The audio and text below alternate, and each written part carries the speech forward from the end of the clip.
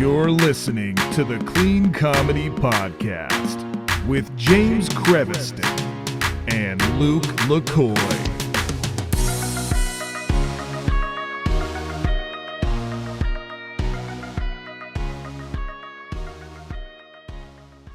Hey, everybody. Welcome to the Clean Comedy Podcast. It's James, and I'm here with my co-host, Mr. Luke LaCoy. What it do? What it Hey do? guys, hello. Hi. I don't know. Carry on. I feel like you didn't even try. You were just like, yeah, we'll get to whatever we're gonna get to today. So before we start, I want to thank you guys for tuning in and liking and following and subscribing. So please do that if you're not doing that now. And then I also want to tell you that I am back in re-quarantine. I'm re-quarantined. I don't know how that happened. I got shots. I went out in the world and took an adventure. Actually, I did an adventure. I just went to the grocery store to play Magic, but it wasn't even me. It was like someone else in my family got it, and now I have it. So back in re-quarantine, and we'll see where it goes. And someone who's not in quarantine, because they did a special on VidAngel. If you guys haven't watched VidAngel or Dry Bar Comedy, you got to go check it out. And we have the very funny, the very talented Mr. Glen Tickle. Hello, friends. Hello. Sorry to hear you're back inside. I know. I was free. I was out playing Magic every week with my, I was nerding it up, and I never got into Magic. Oh man, I was just because I didn't have money as a child. No. Yeah, it's 100% a thing I would have loved. Yeah, but when my friends got into it, I was like, how many? I can't just buy one pack of cards and call it a day. I couldn't. Yeah, couldn't get into it. It's so expensive. I don't know why I got in.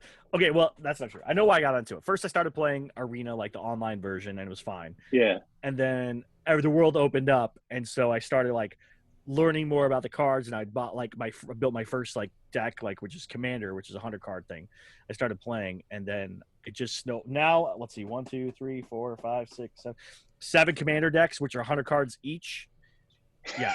Like that. And then I can do it now, but it feels like skateboarding. I've passed my window to get into it. No. I'm 38. I can't start skateboarding now. No. Skateboarding is a physical thing. You can break an ankle or hurt yourself. Imagine you sit at a table and play. It's fine. I guess I have a couple friends who are into it. I guess we're similarly aged. So my other friends are into it. I just have this image where if I go to a game store to start playing Magic, it's going to be me and teenagers. That happens. But it does happen sometimes. Apparently it would just be me and you and other guys who look like us. Yeah, no, we're the demographic now. Really, that's the truth. Everything's so expensive, so it's whatever. So that's how I got started. But outside of Magic, the other hobby that you have, which is not really a hobby, it's your livelihood, right? Is doing stand-up. Okay. Right? Yes. Do you do any teaching anymore, or is comedy your full-time thing now? No. So I do a bunch of jokes about how I used to be a substitute teacher. Right, I do teach stand-up sometimes. Okay, good.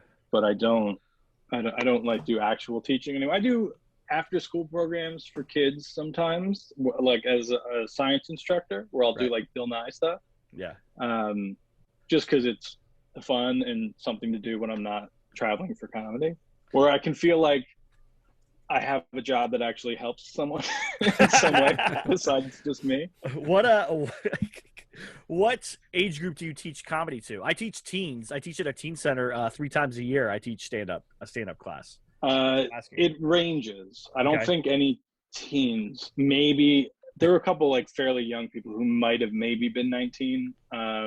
But it ranges from I would say college age to the very, very old. What is your oldest person that you've taught stand up to? She didn't say a number, but I would not be surprised if it was triple digits. She was a very old lady. Wow. Yeah. What were her jokes like? Were they good jokes? It was mostly about being an old lady, and that's awesome. Pretty solid bits. I don't find them personally relatable, but she this really kills in my retirement village. They're all dying. That's how I got talked into doing it, because stand-up classes have a pretty negative connotation among comedians. Yeah. So starting out, I probably bought the same line that everybody did. I'm like, oh, you can't teach what I do because it's so pure You can 100% teach it. But my friend who runs the venue that I teach at now, he's like, a lot of people who take it aren't trying to be professional comedians. Some people just take it because pottery was full. And I'm like, that's as good of a reason as any to do it. And I'm like, I would love to teach those people how to do stand-up good, because you'll see them at open mic sometimes, right? Like, just like the older person who just wanted to try it once. I'm like, well, that person deserves as good a shot as anybody else at having a good 5 minutes. So if they want to put a little money into it and spend a few weeks working on that 5-minute set, sure, I'll teach them how to do it. Yeah. Well, mine is really pitched to be more able to public speak and kind of get out of your shell and stuff like that. So I do see a difference from week 1 to week 7. We talked about this in another episode, but I do see that difference. And nobody talks week 1. Yeah. I make them do open Even mic with day one, week 1, we're doing open mic. Get up there, tell us about yourself. That's what we do. I do this. I do the exact same thing. I'm like, instead of going around the room, like I bring a microphone and a PA and like stand up here and tell people you don't have to do jokes, just stand and talk about yourself. Like tell us who you are. I also ask them why they wanted to take the class.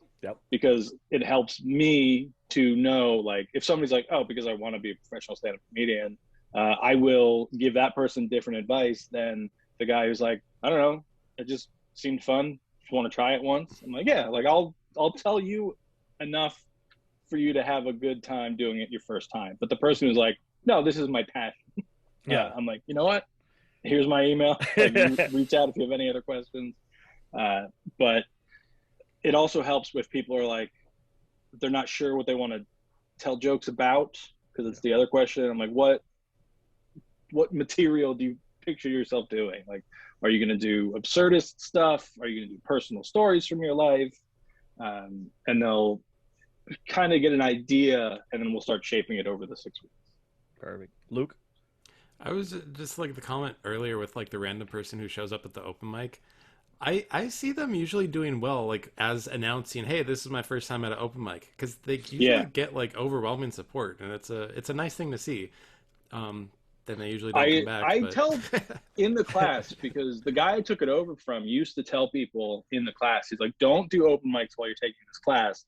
Wait until the end when you have like your 5-minute set that you've worked out. And I tell them that he has given that. I'm like, so the guy who runs this venue says this. Here's why he's wrong. Go do open mics immediately, like right after this. Go find one and do it. Like, because the more you do them, the better you're going to get. There's absolutely no benefit to not performing. Right. It's like if Tony Hawk was teaching you skateboarding, he was like, hey, after this class, don't do any kick flips or anything. Don't practice. Only practice in class. You'd be like, I'm never going to be a good skateboarder. Yeah. But then I tell people, because some of them who do just want to try it the one time, they just want the experience of taking a class and doing a grad show. I'm like, that's also fine. If you just want to wait, that's fine too. But you will get better at this the more you do it. So go do a bunch. Sadly, the area that we live in, there's not really a ton of open mics around anymore. I'm like, drive an hour into Philly and do a few shows a night where you're gonna get probably some things yelled at you that are gonna make you uncomfortable. Yeah, that's so true. Take that, Philly. That'll teach you. So you did dry bar. We've had a couple friends that have done dry bar and stuff. Tell us about that experience, because it's becoming more popular. Like, it's a really popular place to go do stand-up. It's a place to watch stand-up, and it's really growing. There's like, they're putting out like a new special like almost every week, it seems like. What was that experience like? They just put out Mike Gaffney's on Saturday. He and I recorded ours the same night in January of 2020, and they were launching a new app. So they're like, we want to make sure we have like a lot of new content for the app, and there's pandemic, so they weren't recording as much. So I'm fine with the fact that they waited. Plus, like I wasn't touring in 2020. Like it didn't help to have a new special out at the time. I released my other special right at the beginning of 2020. Good grief. And my whole calendar of shows got canceled the same week. So I'm totally fine with the fact that they waited. It came out. I'm really proud of it with how it got put together. They were great to work with. You fly out to Utah They do 3 shows a night, or 6 shows. It's 3 comics. You do 2 shows, so you get 2 shots at running the material. I think they're doing them a little shorter now, but when I agreed, I looked at the app and they were all half-hour specials. Yeah. So you do 2 20-minute sets. I'm like, oh, so I have to do 2 different 20-minute sets so that they can cut a 30-minute special out of it. But then we got there and they're like, no, we're just doing shorter specials now. You can do the same 20-minute. I'm like, oh, well, I was going to do it this way anyway. And they're like, you can also do that. It's fine. Like, they're pretty loose, which I was surprised by, because their whole thing is like, it's got to be very clean. And they tell you exactly what they mean by clean, which is so helpful, because it's a word that means nothing. You guys run the Clean Comedy podcast. I'm sure you're familiar with the concept that it means different things to different people. There's like 18 different versions. Yeah. Yeah. I perform at colleges a lot. And to get booked on them, you do APCA and NACA, and they tell you to work clean. And then you get to the colleges. Most colleges don't actually care.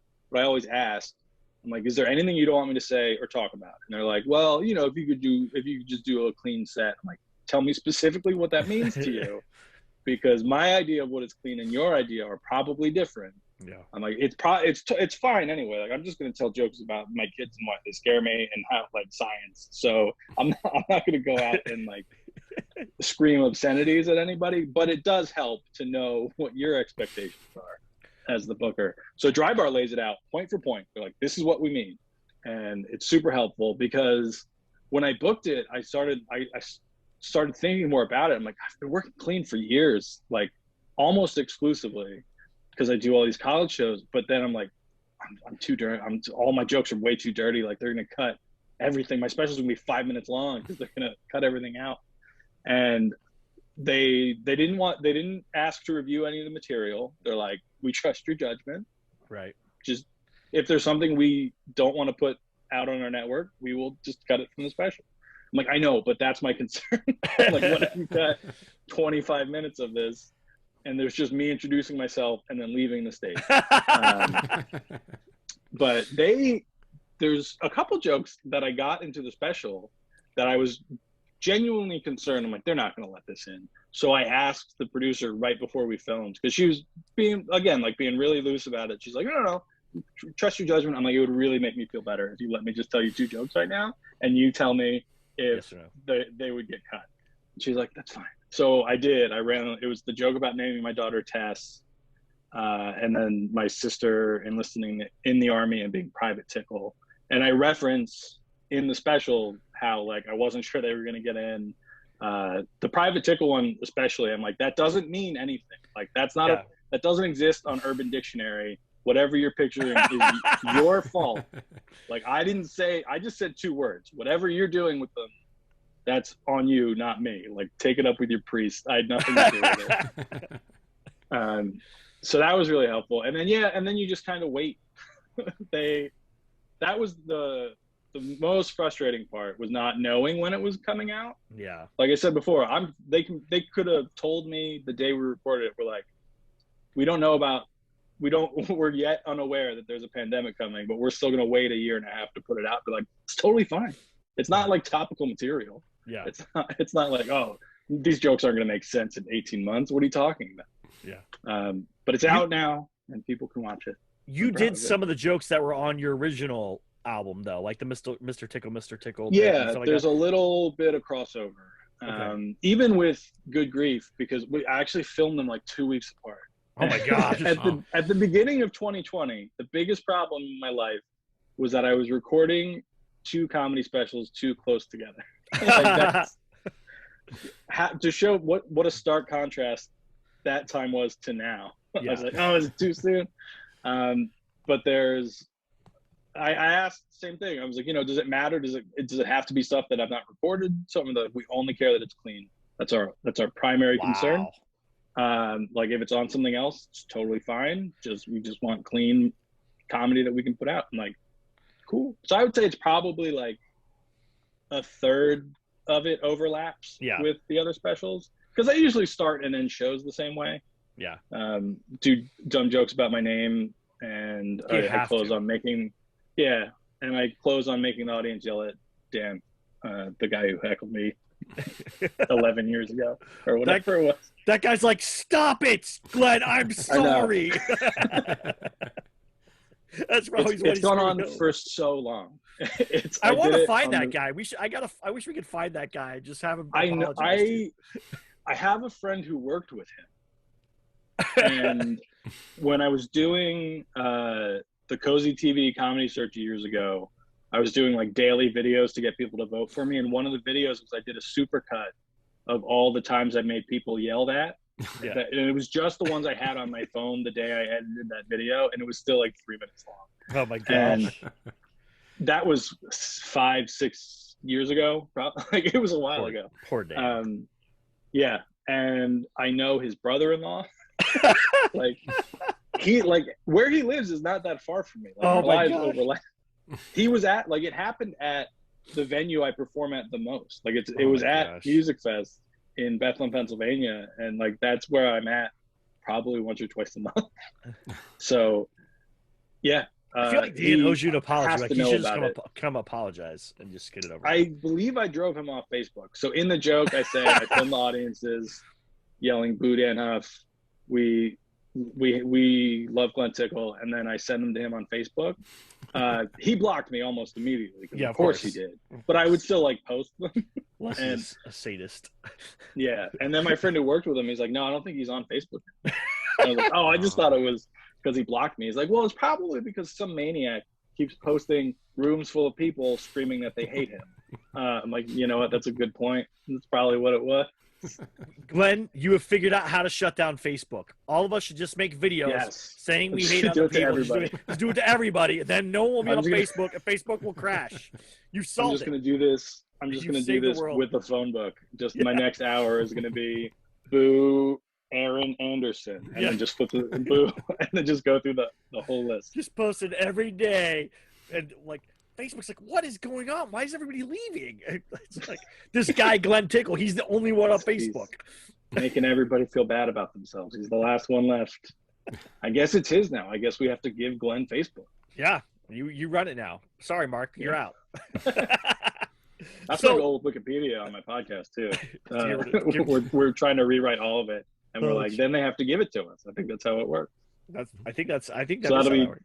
Yeah, that'll be 2 websites that I own. Well, I have a joke that I want to do. I guess I'm probably not going to be able to do it for Dry Bar, which is about, because I know one of the things is like they don't want like anything about like death or violence or whatever as one of their things that they do. And I have a joke about being fed to bears when I die, which I don't think is going to fly very well. With that, I also just started doing a joke about getting mauled to death by a bear. Well, mine is that like what a fun coincidence. Yeah, well, mine is more about like when I pass away, I don't want like to have a DNR. I don't want anyone try to resuscitate me. I just want them to take me up to Yosemite, cover me in honey, and let the bears do the rest. Right? Oh, okay. And then I talk about like how my wife doesn't like that, and that she wants us to die like the couple in the Notebook, snuggling like the couple in the Notebook, right?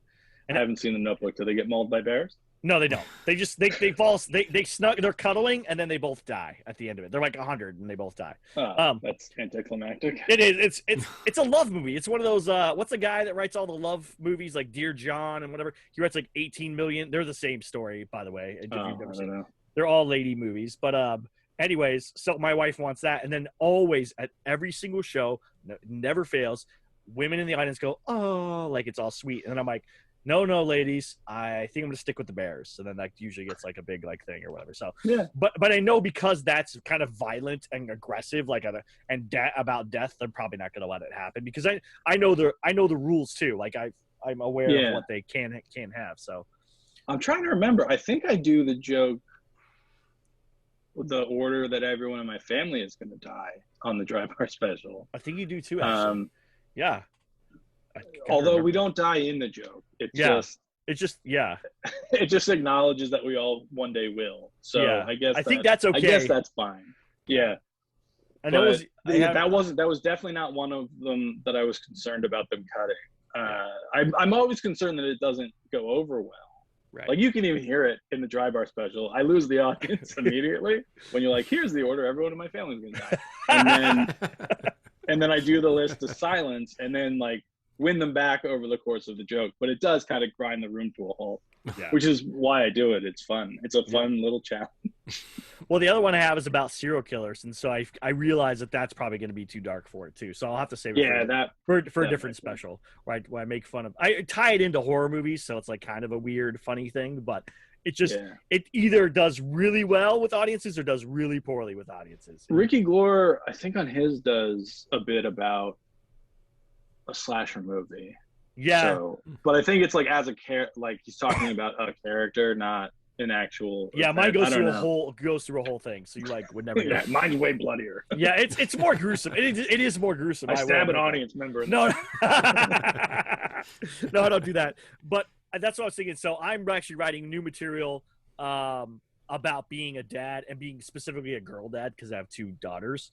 And so just my whole material is like just that whole set that I'm writing for Dry Bar is just girl dad material and stuff, and Disney and, you know, whatever, like kids and wife and pets. And although I have a vasectomy joke that I'm not sure is going to be able to get past them or not. So I'll probably have to run that by them. I think I've seen, I don't remember whose it was, but I think I've seen a few vasectomy jokes on there. Yeah, so maybe. And then I have, and in that is because I started watching a bunch of Dry Bar stuff. Like when I got the offer to do it, I watched a ton of them, and then when I kept refreshing the app like habitually to see if they posted mine yet, I would watch a bunch of the ones that had come out, and I mean I know a couple of people who have them. Like I said, Ricky Glore is a friend of mine. His came out awesome. His came out a couple months after Good Grief got released, I think. So he has a good one on there called Dad Bod, I think. It's either Dad Bod or Father Figure. That was his joke. Yeah. And I don't remember which one they went with for the title. But there's a lot of good ones on there. Mike Gaffney's just came out. Yeah. I'm gonna Andy also Erickson's do really a funny. book at the same time, basically, and do it so that way it's kind of like you know, like Gaffigan's like Dad is Fat or whatever. It's like a bunch of stories. I'm gonna do that at the same time that this comes out, so that I can have something to take on tour, something to sell or whatever. And then I consider doing that for Good Grief, and then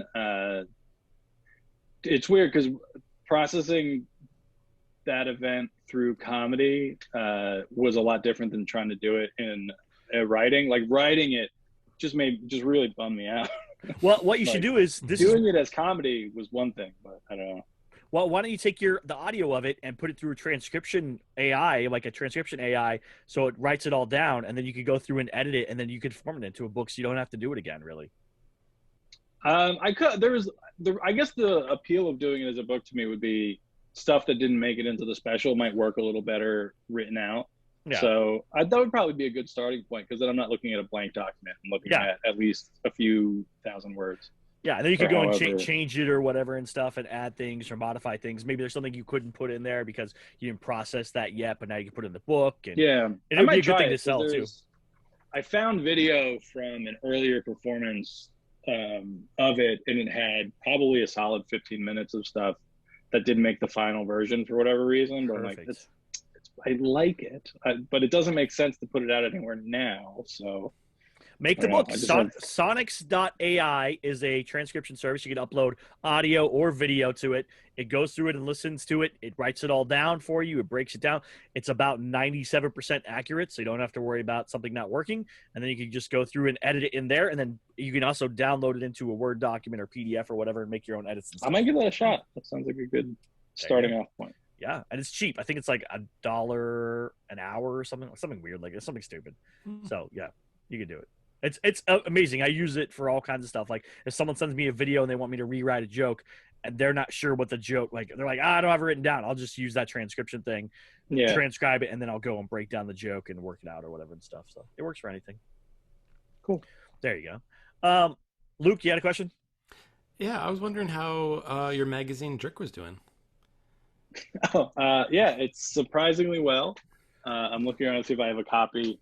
I can do the talk show thing of holding it up. Yes, please. You know what? I do have some copies. We're going to edit this part, so then we'll cut it until when he comes back.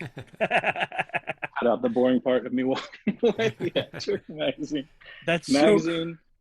Wait, where can people buy it at? At jerkthemagazine.com. Not jerkmagazine.com. That is a site run by college students at, I think, Syracuse. This is Jerk the Magazine, and there's an exclamation mark, not in the URL, but in the title, so that it is legally different. Yeah, so basically it's a magazine that people pay me to mail to people they don't like. So like if you and Luke got in a fight, you would give me $10 plus shipping, and then I would mail him this magazine, and he would get this fold-out poster that is an award for being the biggest jerk in the world. There's a lot of useful articles for jerks. There's the 100 biggest jerks in the world. Of course, number one is it just says you. My gosh, this is literally the best thing in the world.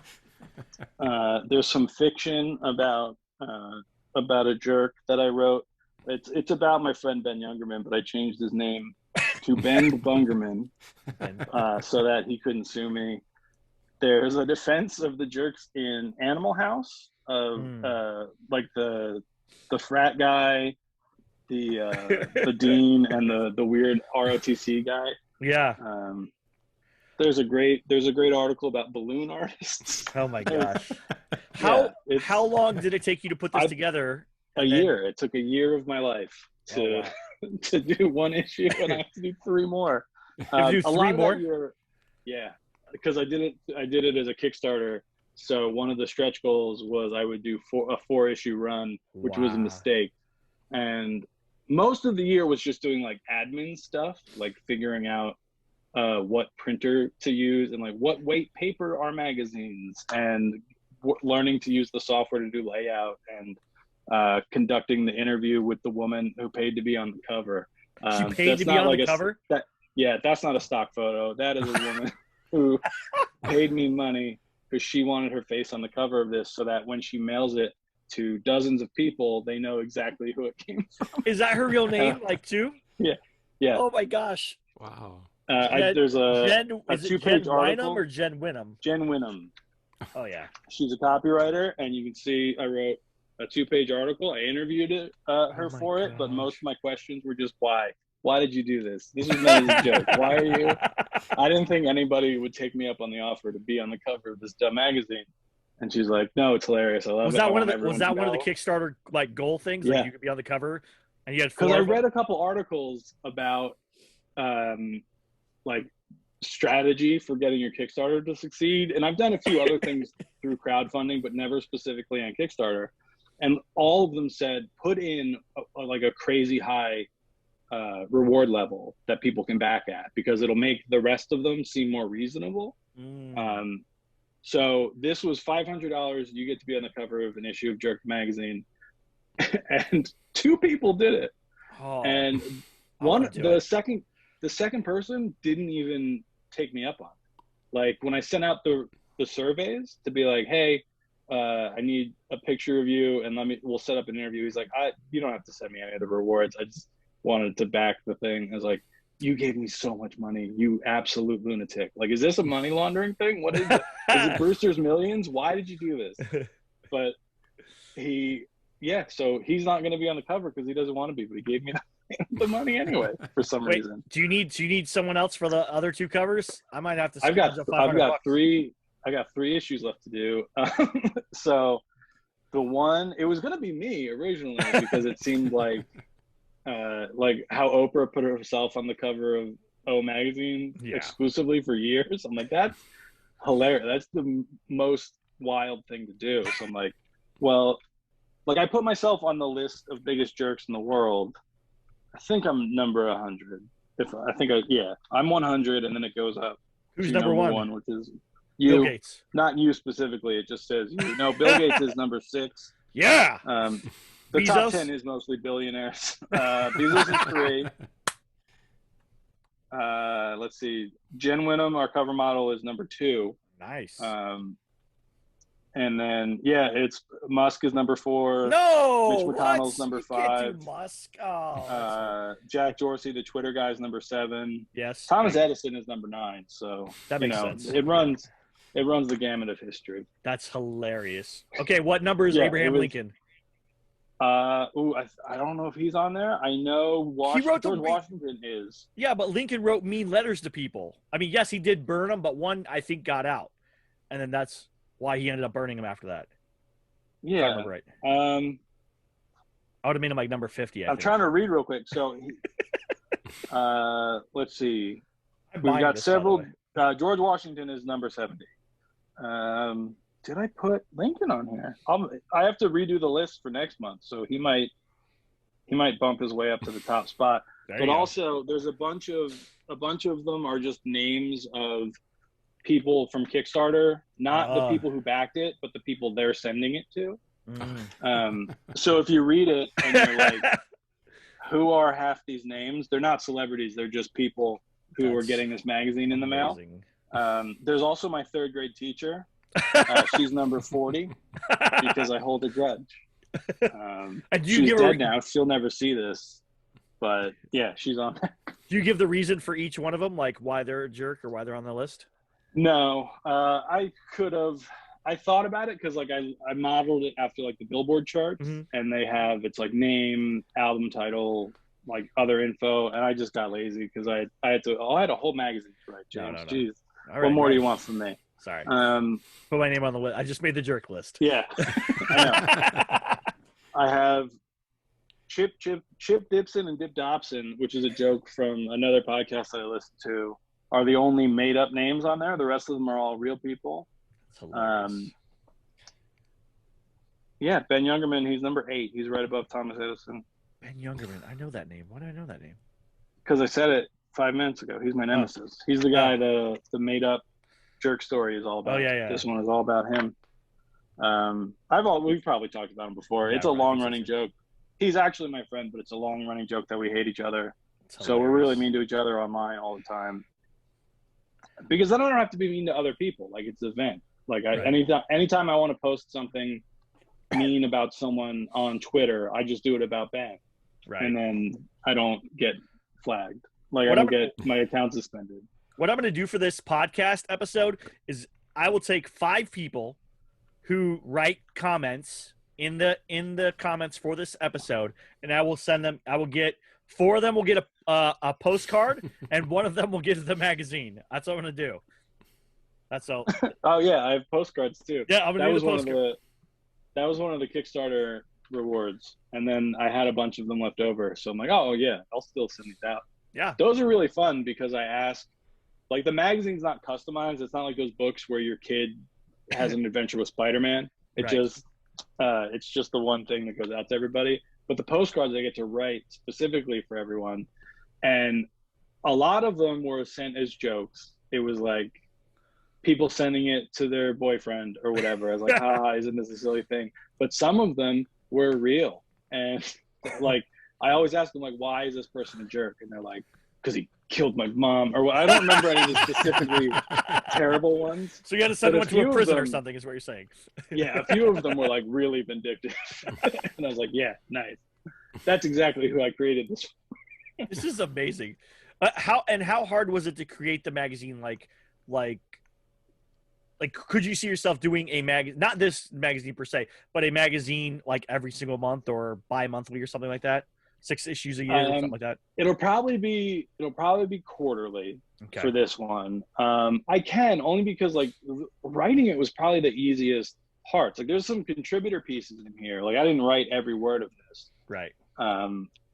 And if anybody listening, because I know a lot of comics listen to the show, it's contributors at jerkthemagazine.com if you have any pitches. And yeah, it's like the articles that I wrote, some of them took a while because I was interviewing with people like Jen. I interviewed a Merriam-Webster lexicographer about the origin of the word jerk. And I'm like, thank you so much for letting me waste your time with this absolutely stupid thing. But she was kind enough to let me do it. That's so awesome. Yeah, so like writing all the jokey parts, that was nothing. Like the dumb made up story about my friend being the biggest jerk in the world, like that took an hour probably to write a 2-page story about my friend being an idiot. But then you have to like put it into Affinity Designer and you need to, or Publisher rather, and you know, figure out how am I going to fill 32 pages of this, like doing layout and figuring out what goes where. That was that was like the work part of it, where writing dumb articles, I do that on the Humor Weekly regularly because it's so easy to just post things to a website. But when you have to price, getting things printed and shipped, it becomes more of a job. In the future, will you do like a like a digital? Isn't it like 6:30 where you are? I know. I'm sorry. It's 7:00. Will you do something like a digital version at some point? You think maybe, or no? Was that like yes? No, it will. I have to figure out. So my printer, like they gave me a digital version. Oh. As like they sent me one as a proof, but then there's also just like a link they sent me where it appears to just be a full digital version of the magazine hosted on their site. And I don't know if I'm supposed to send that to people, or if I have to host it somewhere else. So I'm looking into the easiest way to distribute a digital magazine. I think if there was a way to put a link on your Jerk store of the download the digital one for like $5 instead of $10, that might be a way to go. Because I would totally download it right now. Yeah, because I know a lot of people sent it to themselves. Yeah, and I'm like, that's either you're not following the spirit of the magazine or you genuinely hate yourself. But a lot of it were just people like, I don't know, I thought it was funny, so I wanted to get one and read it. I'm like, right, but send the physical one to someone else, and then I'll give you the digital copy. Right. Yeah. So I'm going to do that for five people who write comments on this. You write the meanest thing you want about this episode. Please don't use profanity because of me on YouTube. And we'll read them off in the next episode that we do. I will send 4 postcards and then 1 magazine with a postcard. Perfect. So that person's going to get a postcard and a magazine, whichever I find like the funniest and best. I have to update the store too to let people order the subscription. I can Venmo you if you need me to or whatever. It's all good. It's all good. I trust you. We'll figure it out. Yeah. Yeah. Are there thumbs down on I got YouTube? flagged because somebody bought a bunch of copies. So I sell it through Gumroad, and that's what I run my record label through. And it's, I have a couple sales a month, probably here and there, depending on when I release stuff. But I listed one item that was like 43 copies of the magazine because one person just wanted to send it to a bunch of people. And they're like, I don't want to buy them individually and have to, because it's a process. You have to put in their address, why they're a jerk. And she's like, can I just send you a list of names? I'm like, perfect. Email me a spreadsheet and then I'll create this one item. And it was like a couple $100. So it stood out enough on my store where Gumroad was like, hey, your account's being investigated for fraud, so we're not going to pay you. It got worked out, and I don't blame them. If it goes from I have a few things that sell for like $15 to $20 to suddenly almost $500 in one clip, it's like, yeah, I guess that looks a little suspicious. Yeah, that's funny. There was like a magazine idea that I came up with that I wanted to do, which was like a Mad magazine meets was it Side Splitter and that kind of stuff, like those kind of things, where it's just like a silly magazine that goes out, but it's a lot of work, so maybe I'll have to hit you up. It really is. I should not have done this. It was so much effort. That's hilarious. That was the thing, like I said, writing the articles wasn't that hard. I write stuff all the time. I worked for blogs where I was supposed to put 5 or 6 articles up a day. And that's, that was my job day to day for a while. That's fine. I can write a bunch of stuff. But then when you got to put it together and figure out shipping rates, oh boy, there was a lot of spreadsheets that I had to do. Where I was like, this sucks. I should not have done. I mean, not even agreed. I shouldn't have done this 100% to myself. I'm just gonna if I'm gonna do it, I'm gonna do a digital version. I would just do a digital version only. That's what I would do. I would never do a physical. That's the way to go. Don't I decided to get into print publishing in 2020 when both Did you also the try to post discover office, the wheel? Yeah, the post office and print media are both doing so well. Let me get in. Let me get on these lucrative opportunities. But then I figured, I'm like, I can sell it at shows and stuff. But then there weren't any shows. So. Yeah. Well, I mean, you probably have a box of copies at your house or something like that you can end up doing or something. Yeah, I had to do a second printing. This dumb idea is going so well. For you, man. That's awesome. I can't wait. And now I'm starting to do shows again. I did a show in person a couple weeks ago, and I'm like, oh, maybe I'll sell them after the show. But then I didn't want to interact with other people. So I'm like, if I had like an assistant, I would make them do it. But I've had COVID twice. I'll come do it.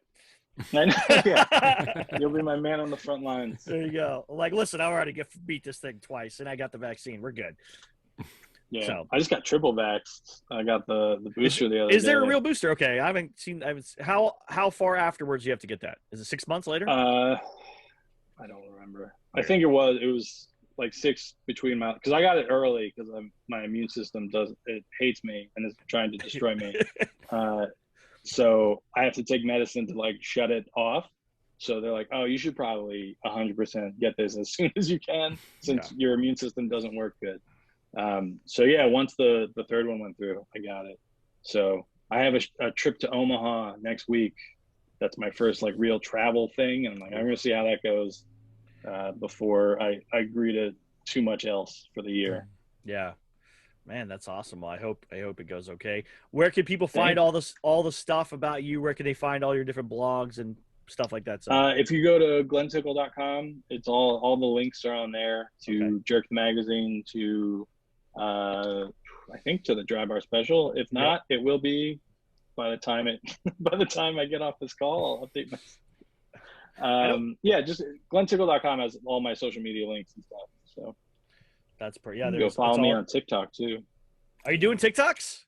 Yeah, that's the surprise outlet of the pandemic for me, where I started using it to like a couple friends were posting stuff that they were doing there. I'm like, oh, I'll sign up and I'll go throw my friends a follow. And then I started posting clips and they really like took off. And I have a bigger following there than I have anywhere else. I'm like, this shouldn't be allowed. I should not be on an app that teens use for dancing, posting dumb stand-up comedy clips. But 50,000 followers. Woo, yeah, 2.1 million likes. That's so awesome. It's crazy. I have one video that has 3 million likes, and it is a joke about potty training my toddler. And I realized that over 3 million people have seen my toilet because it's in the video. There's another, like, we got a rabbit, and there's a joke about my rabbit that's got like 1 million views. I'm like, I have no idea what this app likes. Like, my stand-up clips do pretty well, and then sometimes it'll be like, we're showing 3 million people your toilet. We love this. Do more toilet stuff. But that's like, I'm not. Oh my gosh, this is dedicating my life to potty training jokes. How many times a day do you post? Do you just post once a day, 3 times a day? How many? Lately, like maybe 3 or 4 times a week. I try to always put a stand-up clip up on Sundays, just to have some kind of schedule. For a while, like when stuff was really blowing up, I was doing like 3 a day because they're quick and you can just fire them off. Like, they're not all stand-up clips. It'll just be a dumb thought that I had and just do it, tell it to your phone real quick. But that died off. So I only do a couple a week now. It sounds like I'm talking myself down from like, oh yeah, I was mainlining. I can quit anytime I want. Yeah, I can't. I need it. I need the attention from strangers. Everyone keeps telling me to do it, and I'm like, I can't. I'm not gonna do it. I'm like, I can't do it. I've weaned myself off of social media. I was saying, you're not on any other social media, no, so it would be weird if it was the only one. Yeah, and if I get back on it, then I know it's going to become like a thing, and I just can't. I have that weird. Well, they do. There's like live features and stuff, but it's all one. It's just me talking at my camera, occasionally answering comments, and I'm like, I don't understand what the appeal of this. Like, if I was doing stand up and like threw my phone off to the side of the stage and was doing it, that makes sense. But anytime I've done live, I'm like, why are you watching me talk? Like, what are you doing with your live? Yeah, I don't know. Just start I don't understand it. Start the live feed and just point it at your toilet. See what happens. Have my rabbit hop by. People would lose their minds. Yeah. And now if the rabbit hops in the toilet, it's going to go crazy. Yeah.